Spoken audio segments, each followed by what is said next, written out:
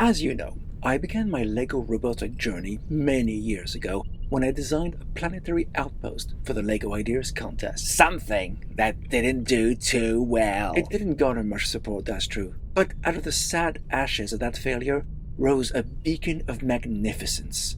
A robot called S.I.M.I.A.N. Hang on! Didn't your original submission have a robot called All Sorts? Oh yes, it did. My first try did include All Sorts, a very blocky machine, and S.I.M.I.A.N. only became a reality by standing on the shoulders of that previous design. It didn't really have the style of your later construct, truth be told. The head couldn't look side to side, for instance, only up and down, and its body was really squarish. In fact, it kind of looked like one of those licorice sweets. You mean it looked like a licorice All Sorts?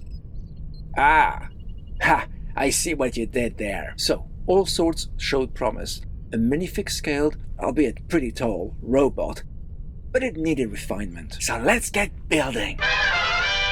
Okay, before we get going, as we did with the alien life cycle videos we produced, all the pieces we've used will be clearly referenced and can be sourced through the LEGO-owned website known as Brinklink. The important thing for me when creating S.I.M.I.A.N. was stability and rigidity, making the robot something that could be playable with and posable for shots without parts of it falling off all the time, which is why I started with a chunky base of 4 1x1 plates with clips. Now that piece is actually a discontinued one, which was replaced with a rounder part that does the same job. It does, yes, but it wasn't chunky enough for the look I was after, which is why I chose the older version. Fair enough. A T-piece was then used to attach those clipped parts together in preparation for the legs. At least that piece is still being produced. You'll find most of them are McCluck, and in any case, that's the beauty of Brinklink. You can find sellers from all over the world who still have old parts in stock, which is something I've taken full advantage of.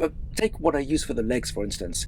These have been discontinued since 2013. Those legs' colors are weird. Not quite white, not quite light gray. That's because it's neither, mouse. It's an unusual color dubbed by Brinklink as very light bluish gray. It's quite rare as it was only found in 4 sets released in 2006. So, if you can't source them yourself, you can opt for white or pearl light gray or maybe even flat silver.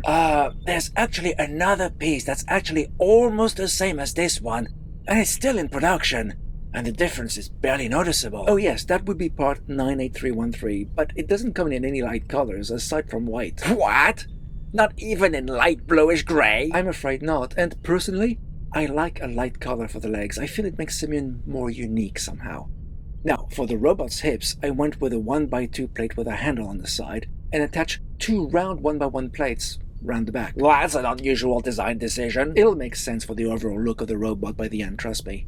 Now, S.I.M.I.A.N. has a sort of backpack which is used to extend its range, giving him additional batteries, a transmitter, and more. He's like a regular scout. Well, I thought S.I.M.I.A.N. as an all-round machine, capable of working inside and outside the base, including going on scouting missions. So, let's start with a 2x2 round plate.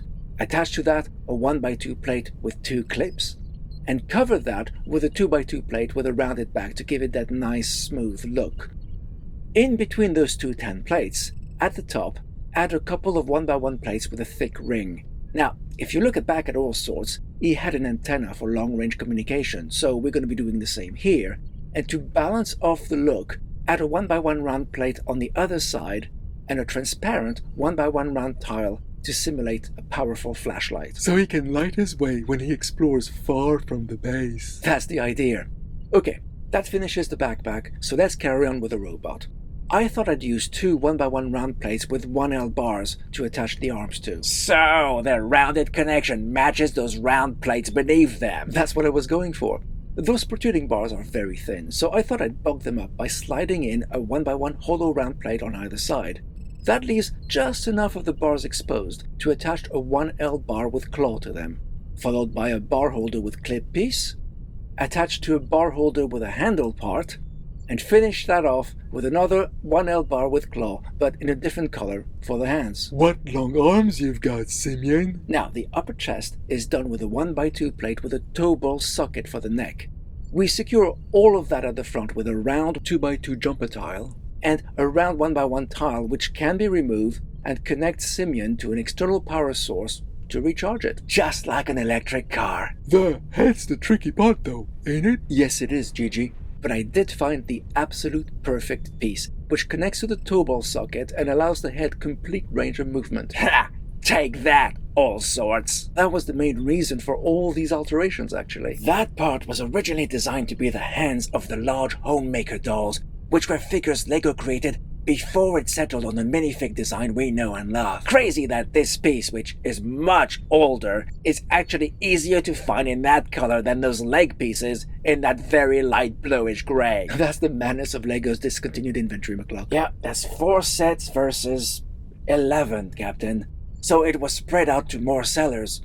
572 versus 236 at latest count. Which means it's still possible to find both. So this piece, which was created to be a hand, is now my robot's head. Okay, we're nearly there. Add one last 1x1 round plate at the back of the head, and for the front, there's an absolutely perfect piece. A printed 1x1 round tile which was released in 2019 when Lego City started going back into space. It hasn't been produced since, but there's plenty of them on the secondary market. I've got a quick question about the bag. Go ahead, Gigi. Well, you said it's a backpack, so is it removable? Absolutely. Here, take a look. You can detach it, exposing the 4 black stud pieces at the back. Oh, brilliant. And what about those clips at the bottom? Well, that's so S.I.M.I.A.N can carry a tool like a shovel or an axe. You thought of everything. Well, not only was he my first robot, but back then I didn't think I'd build another, so I tried to make it as versatile and full-featured as I could. Now, if you compare S.I.M.I.A.N side by side with all sorts, you'll see the definite inspiration, but also how much more refined S.I.M.I.A.N is, and I think the head and its articulated arms make all the difference. If there's one thing I wasn't entirely happy with, it was its height. I was aiming for a robot to be the same height as a minifig, and I clearly didn't achieve that. So, why did you call it S.I.M.I.A.N? I think it was because of its longer arms, which kind of reminded me of one of the great apes. And then, of course, S.I.M.I.A.N had to become an acronym. What does it stand for? Supportive, Interdisciplinary, Mechanical, Independent, Artificial, Neocortex. So there you go. If you want to recreate this robot for yourself, we've given you all the instructions for you to do so. Let us know what you think in the comments. Help us get the funds for the forthcoming LEGO Star Trek set, if you can. And we really wish you would. If you can afford it, that is. The link's in the description and pinned comment. And we'll speak to you again next time on the Year of the Robots.